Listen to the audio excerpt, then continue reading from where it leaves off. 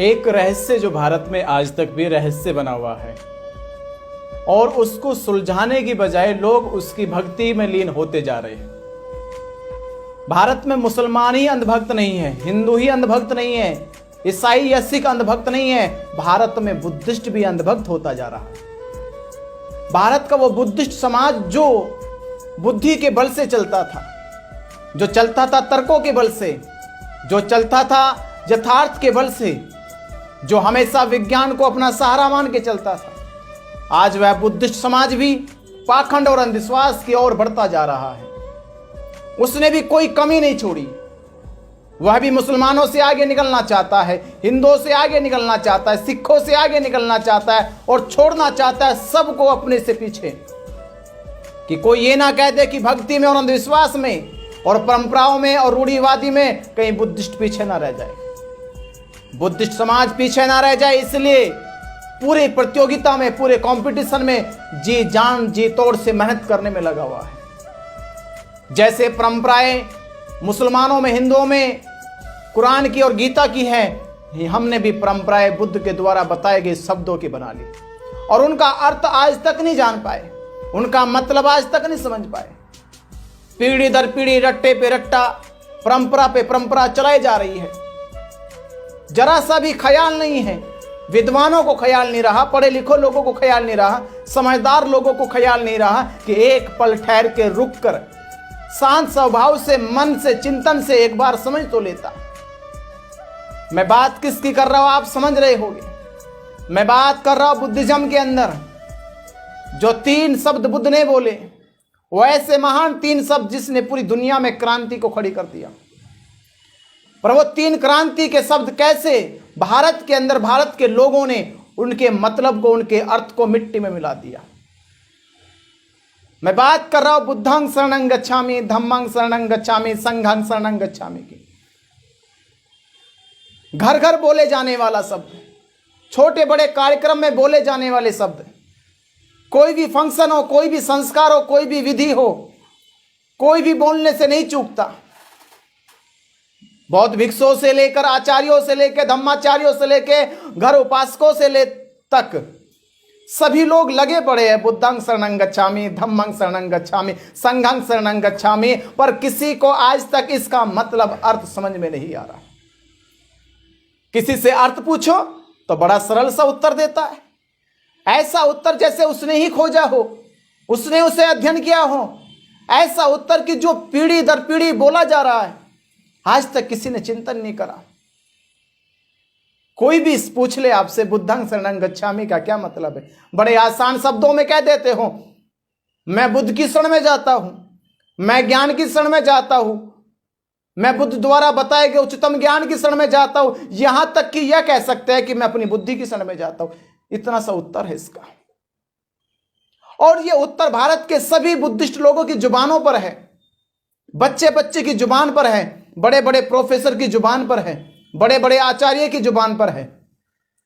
पर क्या यह उत्तर है इसका? क्या इसका मतलब है? बड़े बड़े विद्वान इसके जवाब में फंस गए हैं, बुद्धं शरणं गच्छामि के अर्थ में फंस के रह गए।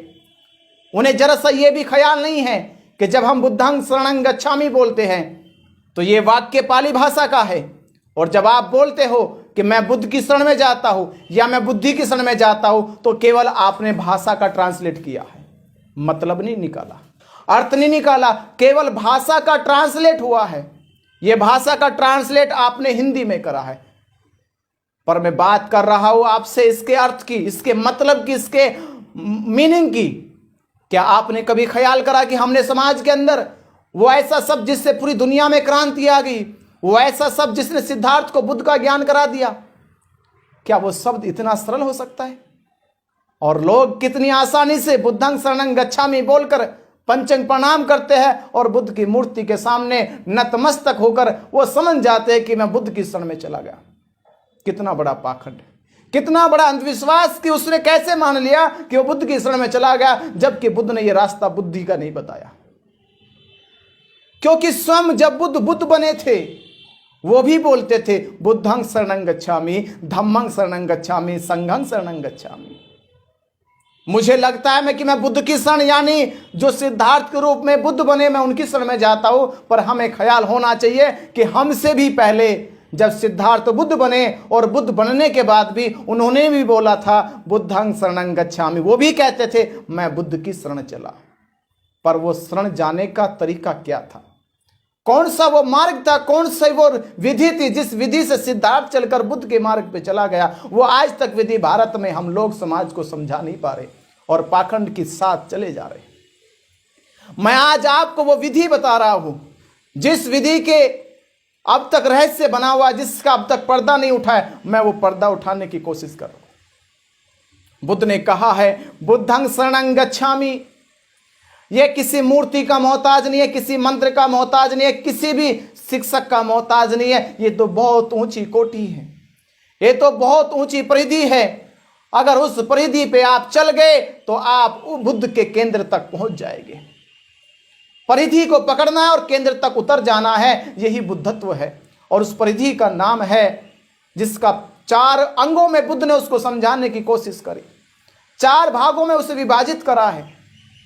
वो 4 भाग अगर आपकी समझ में आ जाए तो वास्तव में आप बुद्ध की वास्तविक शरण में चले जाओगे, असली बुद्ध की शरण में चले जाओगे और दुनिया में फैले नकली बुद्ध से बच जाओगे। और असली बुद्ध का रास्ता क्या है, बुद्ध ने बताते हैं कि पहली बुद्ध की शरण जाने का रास्ता है कायानुपसना, फिजिकल मेडिटेशन। जब मनुष्य एकाग्रचित होकर सांस पे ध्यान लगाते हुए, सांस पे नियंत्रण प्राप्त करते हुए सांस को अपने स्वभाव से जोड़ लेता है और अपने स्वभाव में जुड़ जाता है और मनुष्य सिर के लेके ऊपरी अंग से और पैर के अंगूठे तक शरीर के अंग प्रति अंग सजग हो जाता है, जागरूक हो जाता है, शरीर को अपने नियंत्रण में ले लेता है, शरीर की सभी कर्म इंद्रियों को अपने नियंत्रण से बांध लेता है। ऐसा संयमित पुरुष जो अपनी काया पे मास्टर हो जाता है, अपनी काया का मॉनिटर हो जाता है, बुद्ध उसे कहते हैं कि यह बुद्ध की शरण में जाएगा। इसका पहला लक्षण है, जो बुद्ध की शरण बढ़ रहा है, बुद्ध की शरण में जा रहा है, उसका पहला लक्षण है जो अपनी कायानुपसना में परिपक्व हो जाता है, जो अपनी काया का मालिक बन जाता है, जो अपनी काया का स्वामी हो जाता है, उसकी काया उसके नियंत्रण में कार्य करती है, वह बुद्ध का पहला लक्षण है। बुद्ध दूसरी बात पे में बताते हैं, अगर हम वेदनानुपसना में जब हम वेदना को समझते हैं, कैसी वेदना, दुख की वेदना, सुख की वेदना, ना सुख की ना दुख की वेदना, बुद्ध अपने इस दूसरे सूत्र में कहते हैं कि मनुष्य सिर से लेकर पैर के अंगूठे तक वेदनाओं के काल को समझता है, वेदनाओं के चक्र को समझता है कि वेदना कैसे दौड़ रही है मेरे शरीर में, कैसे वेदना मेरे मन को विचलित कर देती है, मेरी काया को विचलित कर देती है। वेदना जब मेरे मन में उठती है और वेदना का वो स्रोत मेरे शरीर के अंग अंग में जाता है तो मेरे शरीर को वो विचलित कर देता है। वह वेदना वो कामुक उठती है, वो विभव हो जाती है, वह भव हो जाती है। जब काम वेदना, भव वेदना, विभव वेदनाएं मेरे शरीर में दौड़ती है तो मनुष्य के जीवन के कर्मों को वो कहीं ना कहीं ठेस पहुंचाने का काम करती है। तो बुद्ध कहते हैं जो मनुष्य कायानुपसना के बाद अपनी वेदनानुपसना पर नियंत्रण पा लेता है, वेदना उसके नियंत्रण में आ जाती है और वह वैसी वेदना करता है कि ना तो दुख रहता है, ना सुख रहता है, ना दुख ना सुख रहता है, तीनों वेदनाओं से वेदना मुक्त हो जाता है और उसका जीवन स्वभाव में चला जाता है। फिर वह मनुष्य ना तो किसी के प्रभाव में जीता है, ना किसी के भाव में जीता है, वह मनुष्य अपने स्वभाव में जीता है। जब मनुष्य अपने स्वभाव में जीना शुरू करता है, उसमें बुद्ध का दूसरा लक्षण आ जाता है कि बुद्ध के रास्ते पे चल रहा है। तीसरे सूत्र में बुद्ध बताते हैं, बुद्ध कहते हैं कायानुपसना, वेदनानुपसना, और तीसरे में कहते हैं चित्तानुपसना। चित्तानुपसना माइंडफुलनेस मेडिटेशन। बुद्ध ने फरमाया इसमें कि हमारी जो वेदना है, जो वेदना उठ के काया तक पहुंचती है और काया को कर्म करने पे विवश कर देती है, तो ये कर्म की वेदना सबसे पहले कहाँ उठती है? तो ये कर्म की वेदना उठती है आपके चित्त में, आपके मन में। ये जो मन है आपका, यही मन ने संस्कार पैदा करा है और संस्कारों के द्वारा ही वेदना पैदा होती है। अगर आपके मन में, आपके चित्त में संस्कार नहीं होगा अच्छा बुरे का, अच्छे बुरे का ख्याल नहीं होगा, या किसी विषय वस्तु के प्रति उसमें संस्कार नहीं किया जाएगा, तो वेदना कैसे उठेगी। आपके चित्त में जो पीढ़ी दर पीढ़ी संसार का जो संस्कार समाया हुआ है, वो संस्कार आपको अपने चित्त से मुक्त करना है। इसलिए बुद्ध ने कहा है कि सभी संस्कार अनित्य है।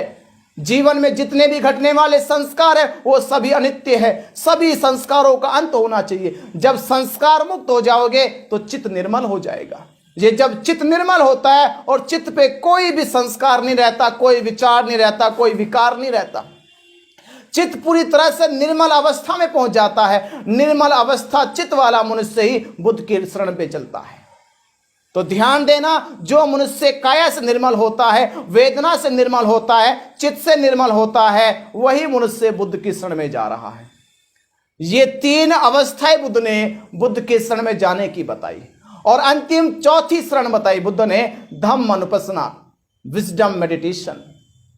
ये चौथी विपसना जो आपको संसार में फैली जितने भी नकारात्मक सकारात्मक ऊर्जाएं, संसार जब से चला है, ये ऊर्जाएं जब से बनी है, जब से जनरेट हुई है, चाहे ऊर्जा मनुष्य की हो, चाहे ऊर्जा पशु की हो, चाहे ऊर्जा पक्षी की हो, चाहे पृथ्वी जगत में फैली किसी की भी ऊर्जा हो, जिस ऊर्जा से जीव की गति हो रही है, जीव की प्रगति हो रही है, वह गति प्रगति चाहे नकारात्मक हो चाहे सकारात्मक हो, उन दोनों अवस्थाओं को जब धम्म अनुपसना में जान लेते हैं और संसार के केंद्र बिंदु पे पहुंच जाते हैं, वो ऐसा केंद्र बिंदु जहां आपका जीवन अल्टरनेट होता है, ऑटो मोड पे चला जाता है, नैसर्गिक हो जाता है, नेचुरल हो जाता है, तब मनुष्य का बंधन संसार से छूटता है और प्रकृति से जुड़ जाता है। तो इन चार माध्यम से ही, चार सूत्रों से ही बुद्ध ने बुद्ध की शरण जाने का मार्ग बताया।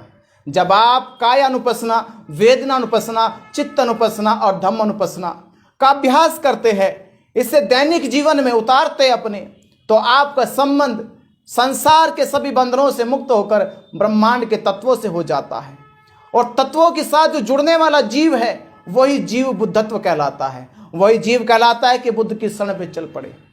तो जीवन में सत्य क्या है बुद्धं शरणं गच्छामि का, तो वह शाश्वत सत्य यही है कि जब आप काय अनुपसना में चले जाते हैं, जब आप वेदना अनुपसना में चले जाते हैं, जब आप चित्त अनुपसना में चले जाते हैं, जब आप धम्म अनुपसना में चले जाते हैं, तो यथार्थ में आप बुद्ध की शरण में जा रहे हो।